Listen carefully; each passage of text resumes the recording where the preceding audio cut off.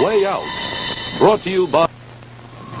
And now, our host, Roald Dahl. How are you? And how is your love life these days, you ladies? Because whatever happens, you should always try to remember that men are not nearly so preoccupied with the opposite sex as most women would like to think. Above all, you see, man is a colossal egotist, far more concerned with his own self than he is with females. And that, quite obviously, is why women are always having to doll themselves up to attract his attention. To me, the behavior of the male human is very much like that of the male frog. The frog, whenever he feels a trifle amorous, calls to his female by blowing out his dewlap and letting it go with a burp. The female comes hoppity-hop-hop over to his side and waits eagerly. But by then, the male has become so engrossed with the business of blowing his horn that he's forgotten all about her, and she actually has to nudge him several times before he turns to embrace her. That's what happens with frogs, but you see what I mean, don't you? Our play, strange enough, is called The Croaker by Phil Reisman Jr. And it is, of course, Way Out.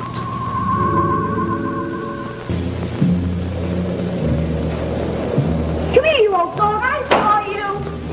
Spot? Spot? Spot?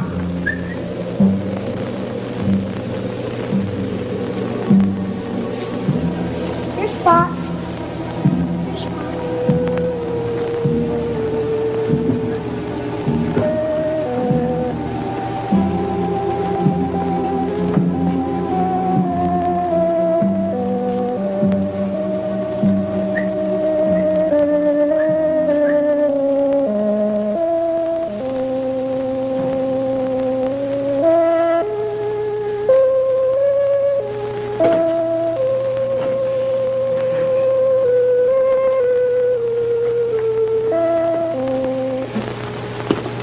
What are you doing in my house, boy?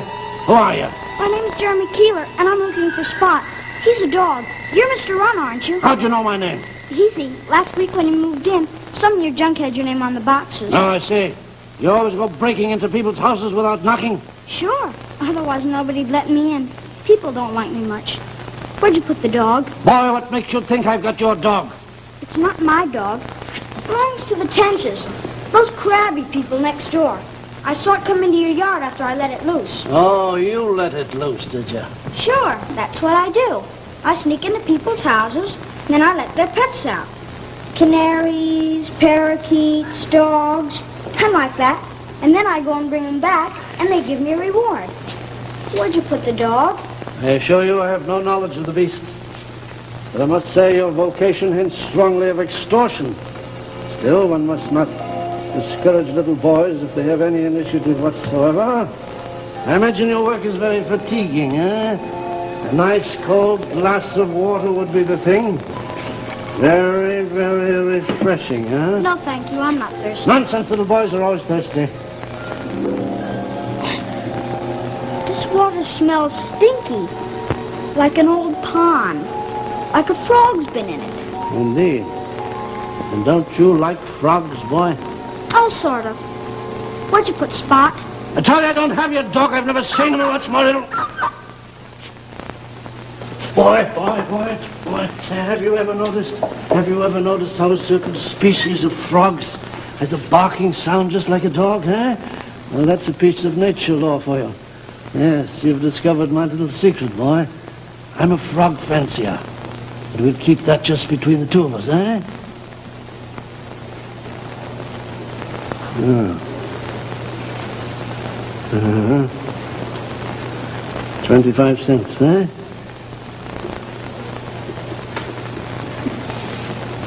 Boy, how would you like to have steady employment, eh? Sure.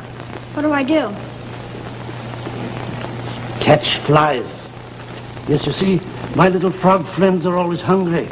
And your community is a little cleaner than I thought. No insects are at a premium here. So for every jar of flies you bring me, I'll pay you a quarter, huh? I don't know. No. You could go around knocking over garbage cans and spreading things around a bit. That would create just the right atmosphere for flies. Yeah. I could grow my own flies in people's yards. and then I could charge to get rid of them. And Mr. Rana would pay you for them. And that way you'd be paid twice. Doesn't that appeal to you? It's a deal. 25 cents for each jar of flies. Fat ones, mind you. Yeah, so we understand each other, eh? We have our little secret, you and I. Yeah. Come here, boy. I will show you something. Do you see that little tadpole there, that one? That was once a little boy that tried to betray me. Yeah.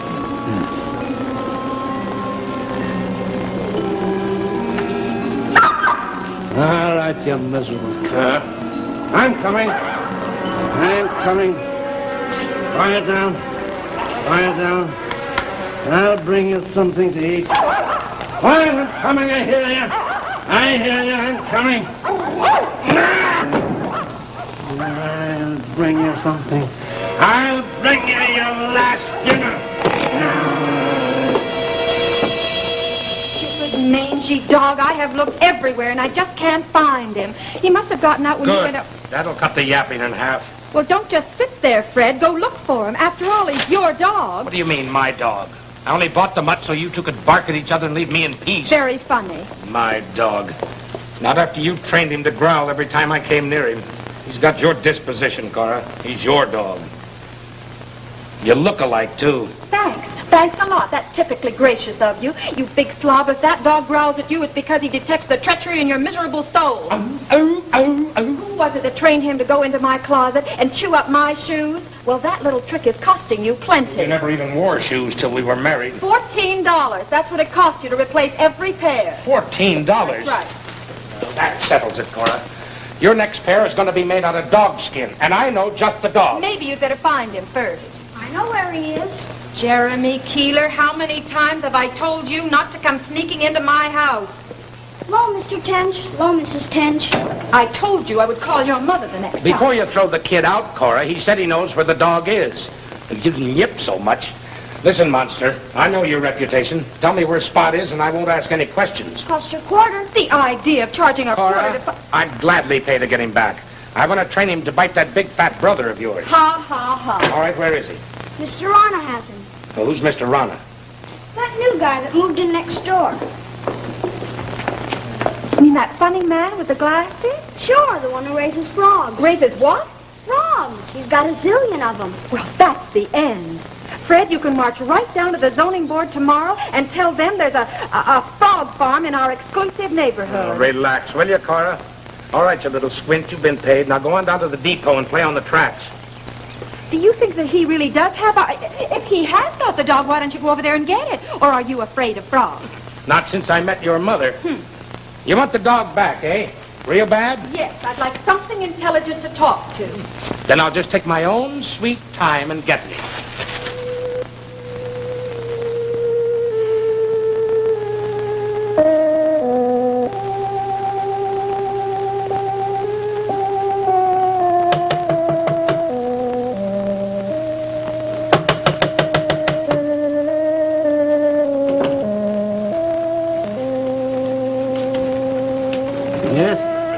Mr. Rana, I'm Fred Tench, your next-door neighbor.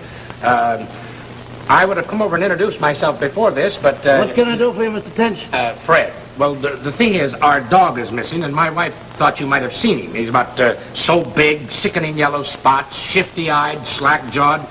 Doesn't answer to the name of Spot. As a matter of fact, he's a really horrible mutt. I'm afraid I haven't seen your dog, Mr. Tench. If I do, I'll let you know. Oh, no, don't. My wife's been such a blister about this, I'd like to let her stew a little. I'd like to needle her, give her that old zinger.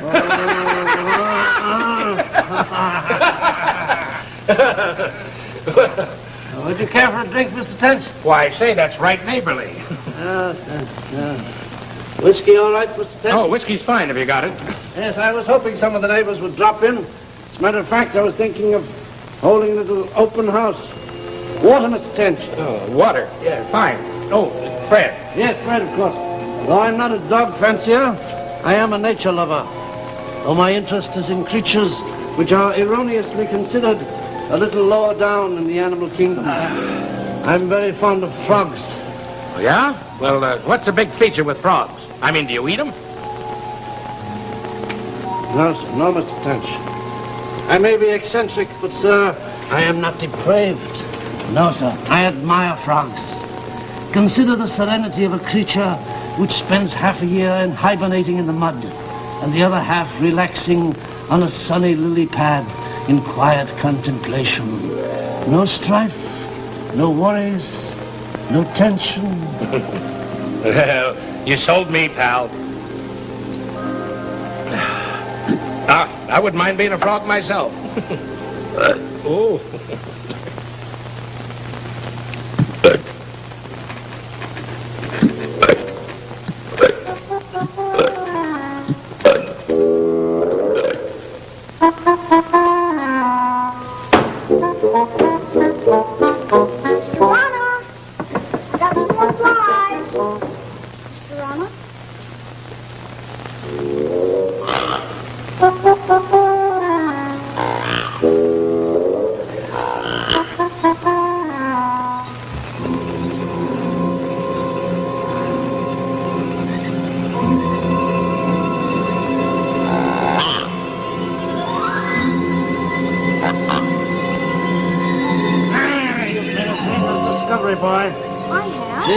Discovered. But your bedroom is a swamp. Gosh, I think it's real cool. How you do you? And what do you suppose the grown-ups in this town will think when you tell them? They won't believe me. Nobody believes me because I lie so much. Ah, that's right. Yes, you do. And you have been helpful. You bring food for my little friends. Mr. Rana, are you a frog? What's that? Are you a frog? Well, some of us are, and some of us aren't. Are you one? Listen, boy. When you grow up, if you grow up, you'll be exposed to all the idiotic theories of a monumental fraud called Darwin.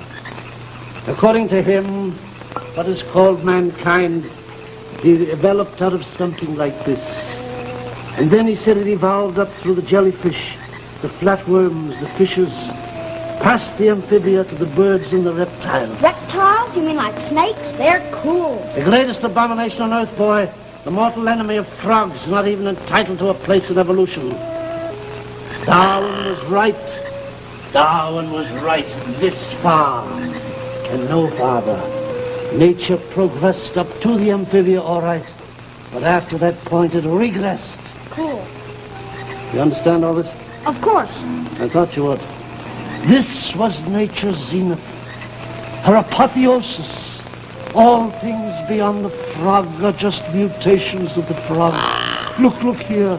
How can you improve on perfection? Man is supposed to have exceeded that. Mankind has yet to attain that. Say, this mud is keen. And this is nothing, my little tadpole. When man has gotten through turning this world back into a bog, into the great big quagmire it used to be, when the world is once more a swamp, then the creatures of the swamp will come into their own, and until that time comes, all we can do is serve them, eh? Yeah, sure, Mr. Rana. Serve them well, I say. That last jar of flies, you think we're fools that we can be cheated? I pay you for flies, fat ones, and what do I find? Every third one's a raisin. Off with you now, and fill up another jar.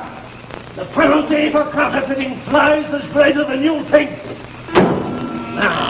Now, dinner time, you pet. Dinner time. Yes, hot. There you are. Ready? That's ready. Ready? Ah, there you are. There you are.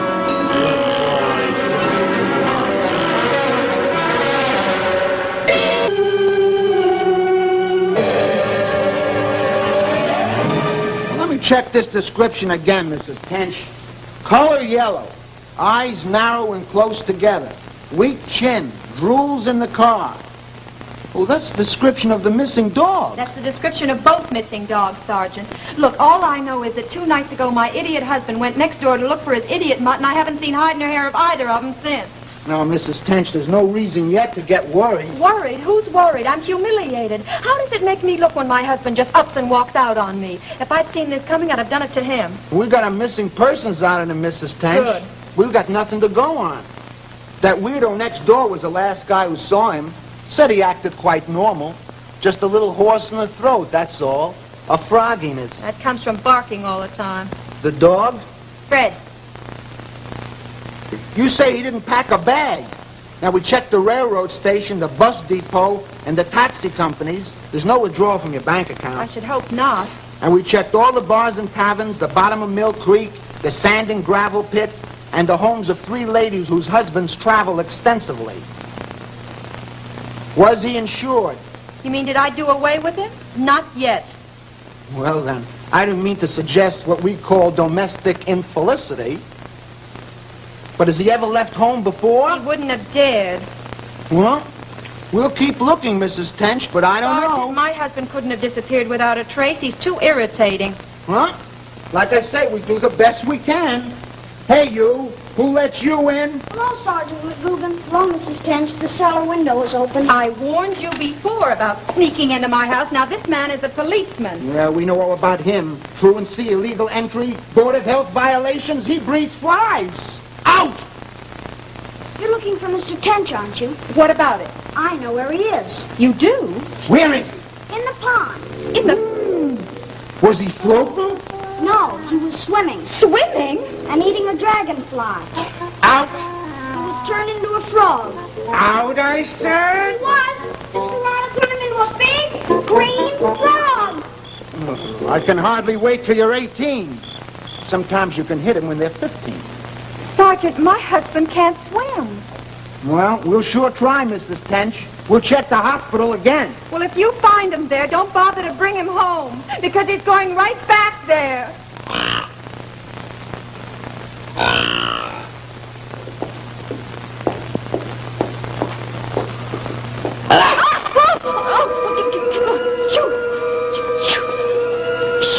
Get out of here, you disgusting thing, you.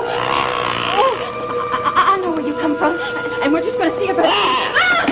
All right, I'll go and get him. All right, I'll go and get him. Mr. Rana! Mr. Rana! Mr. Rana! Mr. Rana! I'm Cora Tench from next door. There is a frog, and I'm quite certain that he's yours. He's sitting in my husband's chair in my living room making the most disgusting croaking noises. I insist you come and get that reptile or whatever he is right away. As a matter of fact, he's right behind you. Please! Don't let him go back in my house, please! Don't let him go back.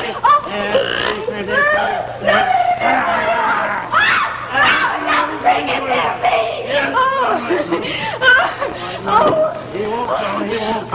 He won't go. I'm sorry.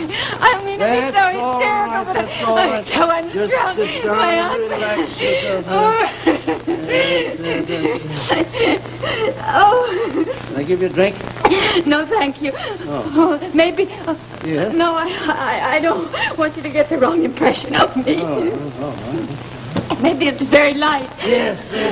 Half and half. Yes. Oh. Yes, I'm certain you're going to be reunited with your husband very soon now. Thank you. Mr. Rana, what was it that you called that frog just now? Oh, you mean Freddie? Oh, I have pet names for all my little friends. Not very original, but euphonious. Freddie Frog, I call him. There you are, my dear. Oh, thank you.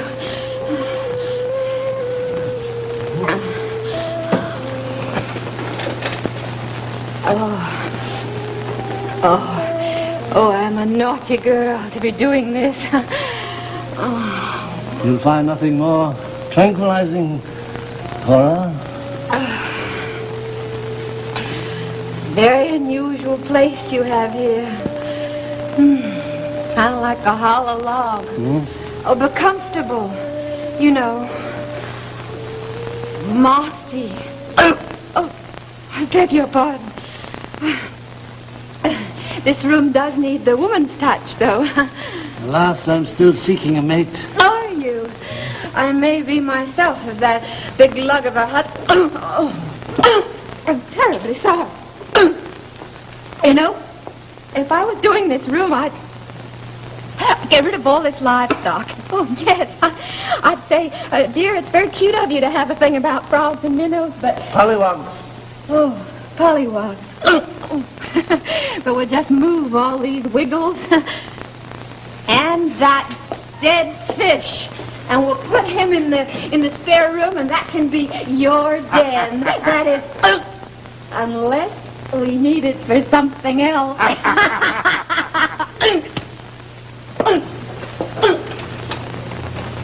Not that I don't like frogs. You understand? Frogs are fine in the right place. It's just when you don't expect them, like that one. Now, you must admit he is repulsive. Why, when I saw him sitting in my husband's chair, he looked just like...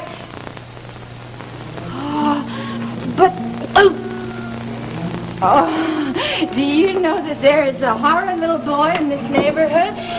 Oh, I must have been unstrung, but you know that he had just told me that you had transformed Fred into a frog. Oh, he did. Can you imagine? With a wave of your magic wand. Or don't they use those anymore? Oh, quite obsolete, Cora. Nowadays we would use a chemical decoction. Something colorless, tasteless, with perhaps just a faint odor of pond water, disguised in the heavier scent of, say, whiskey.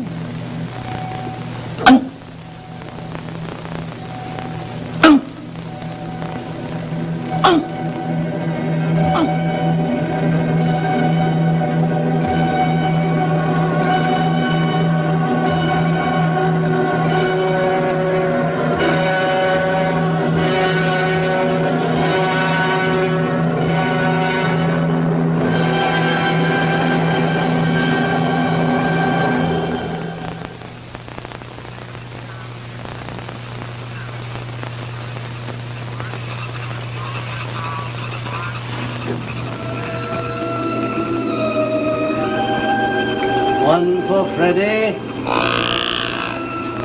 That's it. And who shall we give this one to? Who shall we give this one to? One for Cora. There you are. And one for me. Ah, there you are. You've been a big disappointment to me, boy. Where have you been? Here I've had a hunt for my own flies.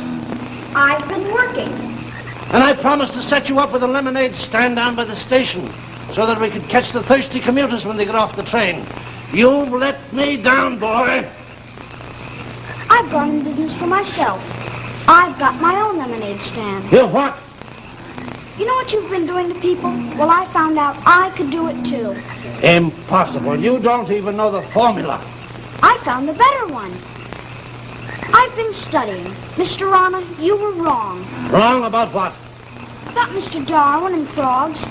You said they were as far as nature went and stuff. Only I thought you were wrong, and you were. Oh? And how far did nature progress? All up to the reptiles, you know, snakes. Snakes? Uh-huh. Oh, you remember Sergeant McGugan, the cop? Yeah. He stopped at my lemonade stand, and I gave him a drink. One of my drinks.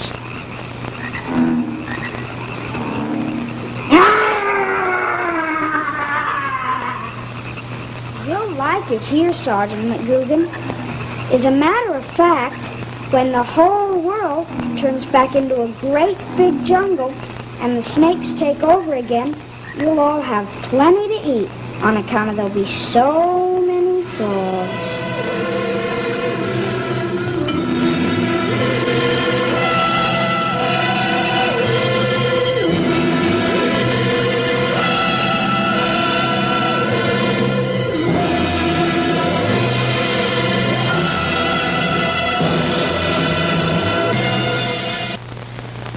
Are frogs happier than people? This is the question posed by the play you've just seen, and it's a difficult one to answer. But several good friends of mine, all of them frogs, have told me that the price of people's legs in the better frog restaurants is ridiculously high at the moment. And this, for one thing, is causing much unhappiness. We'll have another story for you next week at the same time. Good night, and sleep well.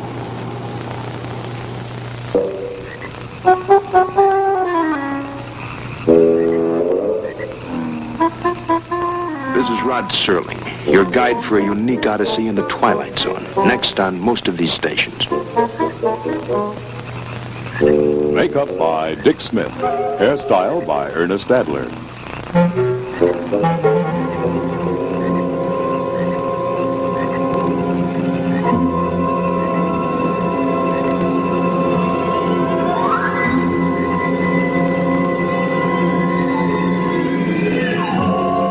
This program was pre-recorded. Paul Tremaine speaking.